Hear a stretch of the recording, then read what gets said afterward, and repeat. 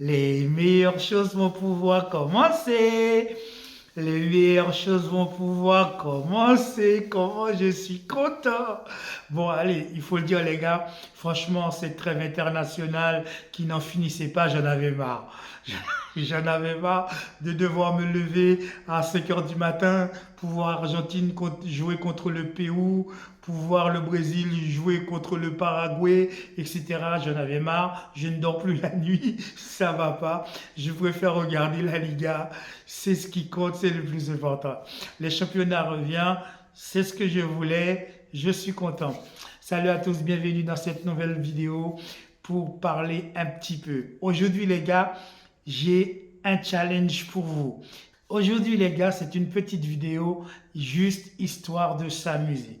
Vous n'avez pas besoin de vous disputer, vous n'avez pas besoin de m'insulter, vous n'avez pas besoin de me traiter de je sais pas quoi, mais c'est vraiment histoire de s'amuser. On est là pour rigoler, on est là pour parler, on est là pour discuter. Mais ce que je vous propose aujourd'hui les gars, c'est un truc très simple.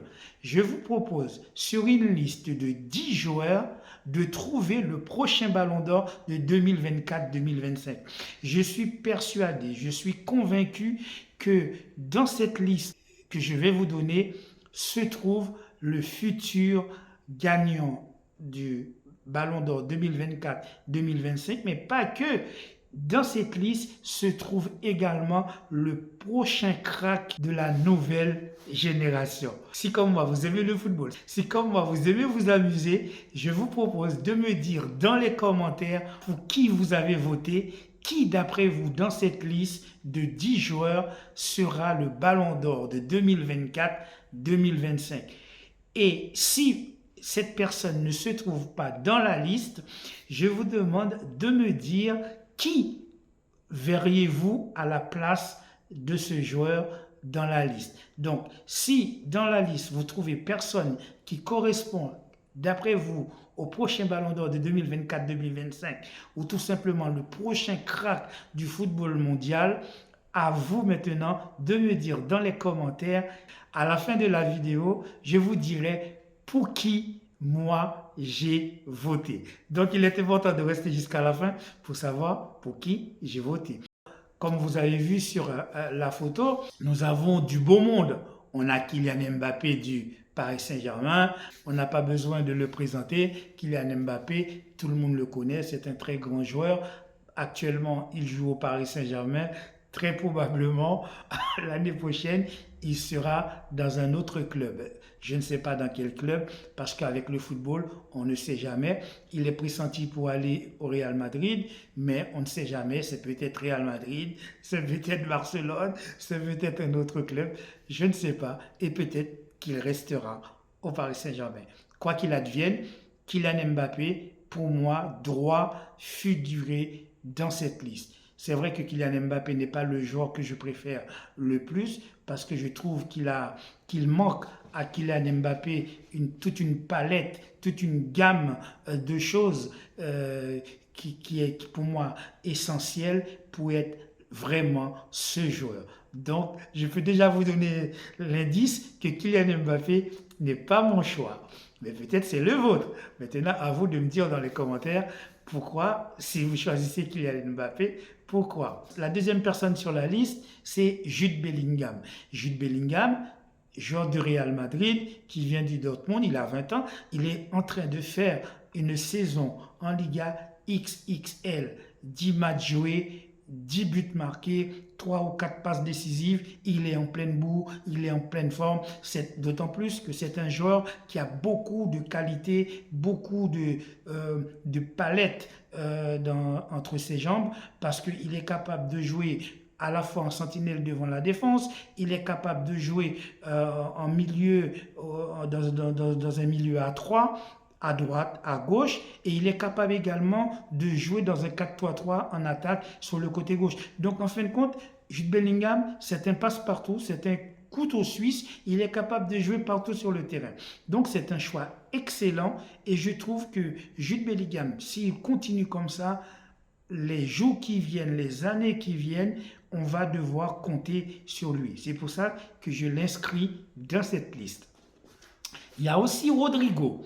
Rodrigo, qui joue également au Real Madrid, joueur du Brésil. On sait que Neymar est blessé et pour moi, Neymar est sur la fin. Donc maintenant, je pense que Rodrigo va pouvoir donner toute la palette de tout ce qu'il est capable de faire et tout ce qu'il est capable d'apporter. Et d'autant plus dans la configuration où il joue avec le Real Madrid sous les ordres d'Ancelotti qui le met dans de très bonnes dispositions, je pense que Rodrigo peut faire du sale dans les mois et dans les années qui viennent. Donc, Rodrigo, à mon sens, a sa place dans cette liste. Il y a également Vinicius. Depuis le départ de Karim Benzema, on n'a pas besoin de dire comment Vinicius a été monumental. C'est grâce à Vinicius que le Real Madrid n'a pas été totalement ridicule la saison dernière. Donc c'est pour dire que cette année, sans Vinicius, le Real Madrid, c'est une autre équipe. Lamine Yamal est un jeune joueur, hein, il est issu de la Masia, c'est un joueur qui a un potentiel énorme.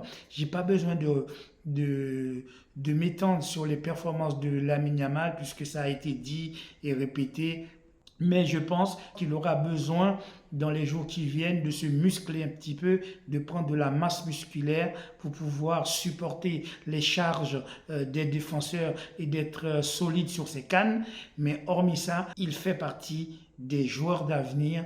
Et pour moi, c'est un candidat sérieux. Je ne vous dis pas pour qui je vote, mais Lamine Yamal, je pense, a du potentiel. Pedri, quel joueur! Joueur fantastique, exceptionnel, toucher de balle, clairvoyance. Il est vraiment très bon.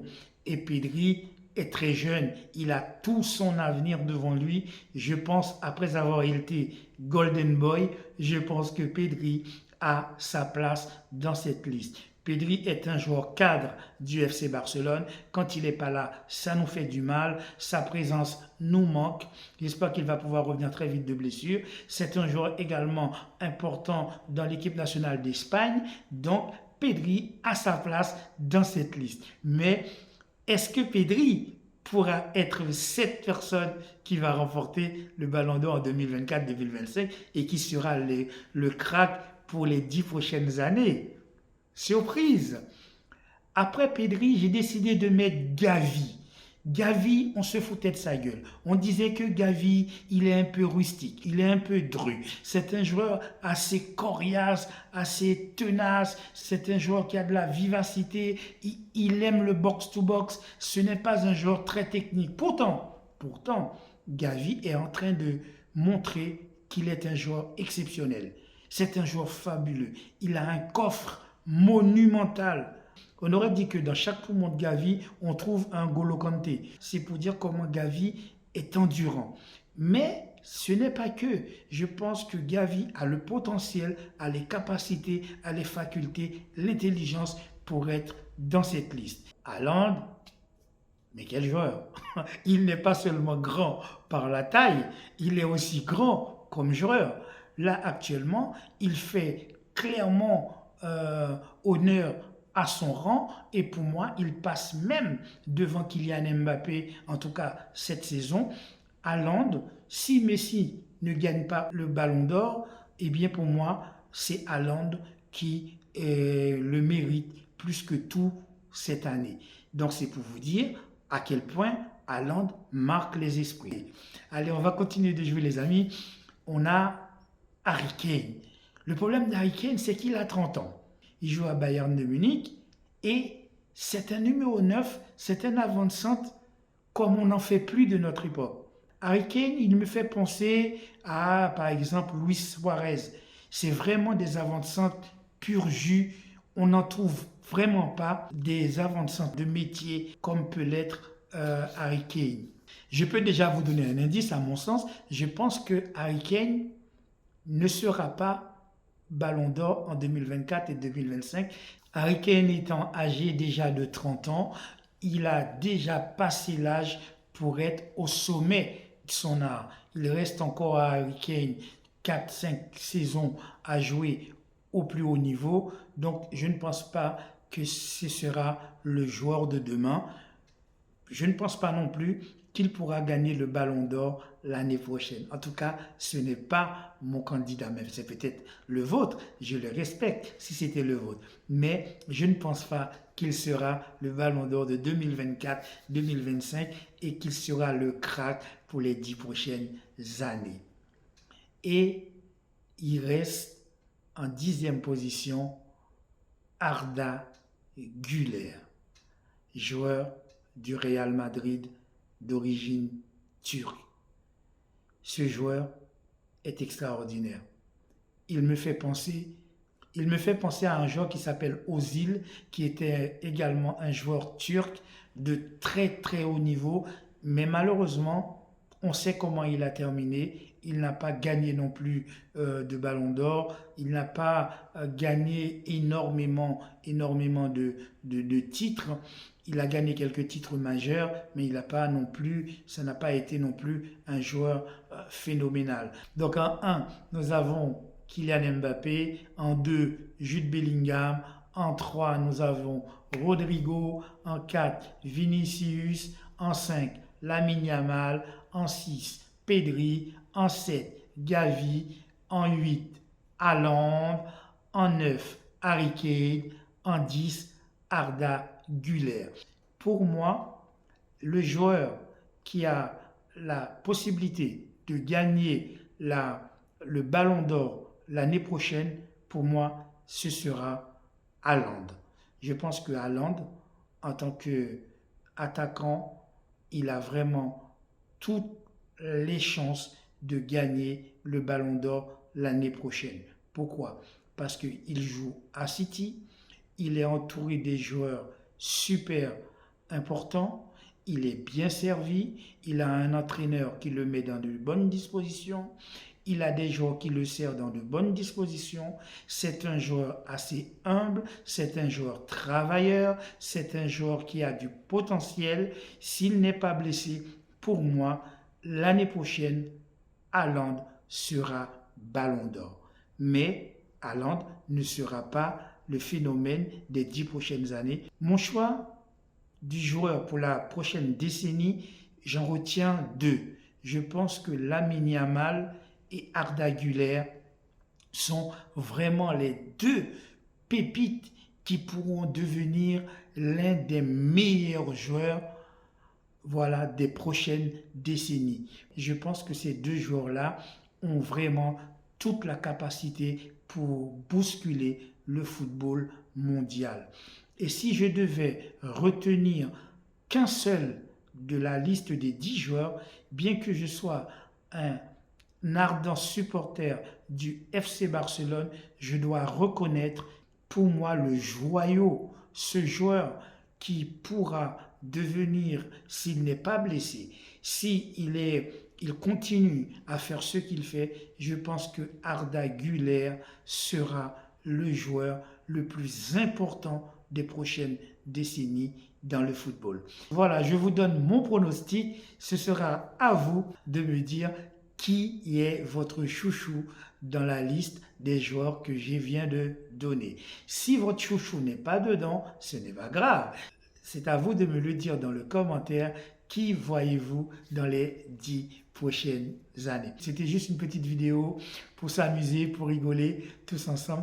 Vous qui arrivez sur ma chaîne, qui regardez cette vidéo, si vous n'êtes pas encore abonné, je vous encourage à le faire et n'oubliez surtout pas d'activer donc la petite cloche de notification pour avoir l'ensemble de mes prochaines vidéos. Si ce que je fais, si ça vous plaît, eh bien n'hésitez pas à vous abonner. Ça va m'aider donc pour le référencement. Je vous souhaite de passer une agréable soirée. À très bientôt.